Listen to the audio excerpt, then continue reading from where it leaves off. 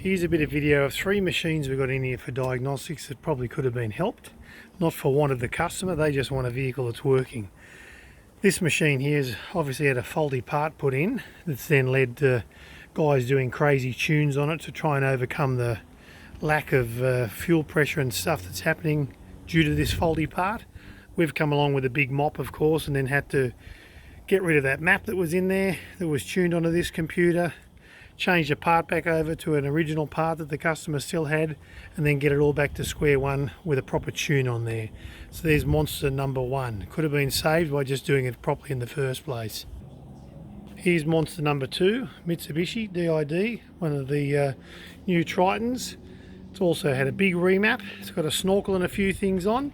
And of course, when you go through the maps, absolutely massive changes in the vicinity of 30 to 50% in number values on all of those maps to do with boost, fuel and torque. Crazy. I mean, it was going okay, but he came in complaining about compressor noise or like a surging noise through the snorkel. And of course, it was nothing to do with the snorkel, nothing to do with anything. The boost was absolutely major changes had been done, and of course not sustainable. So the compressor was getting what's called compressor surge, fluctuating very loud noises up and down through the snorkel. Got it back to a standard map. Of course, all those sounds are gone. Now we're going to actually do a proper tune map and get this thing running correctly. This could have, of course, been saved by a tuner doing the right thing. So this is the second vehicle in a row of 3 I'm going to cover on this. And here's the lucky last, the third one. Another V8 in here, so that's 2 V8s and 1 Mitsubishi Triton.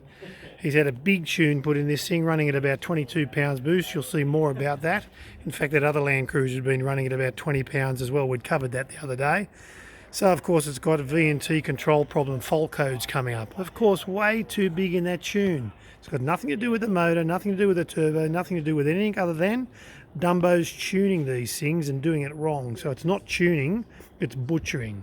We just get sick and tired of seeing the money wasted by customers getting these vehicles in good order, and they get pissed off with diesels, and then it's not good for the diesel scene. So any of you guys and girls that are out there looking at getting tunes done correctly, have a serious think about trying to find somebody that's reputable and going to do a good job.